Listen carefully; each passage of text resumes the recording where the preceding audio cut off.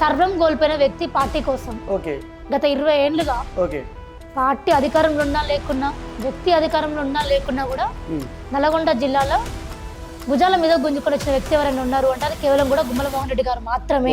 ఇచ్చిన మాటకు కట్టుబడుండేటోడు నిక్కచ్చిగా పనులెన్నో చేసి చూపించిండు వెలవెలబోయిన పల్లెల వేకువతాను. సో కోమారెడ్డిని కాంగ్రెస్ పార్టీ రేవంత్ రెడ్డి డేకట్లేదు. మీరు ఎలా డిసైడ్ చేస్తారు? అది ఈయన గొప్ప ఆయన గొప్ప మీరు పార్టీలో పుల్లలు పెట్టి మాట్లాడదు.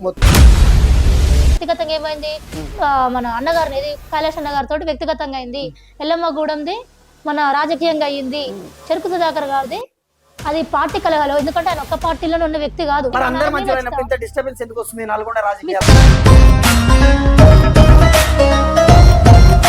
మీరు కోమారెడ్డి వెంకటరెడ్డి గారిని తప్పుగా చూపిద్దాం మీరు అనుకుంటున్నారా? కోమారెడ్డికి పవన్ కళ్యాణ్ సినిమాలు ఆపే దమ్ము ఉందా అంటే ఏమంటారు? దమ్ము ఉందా అన్నారు.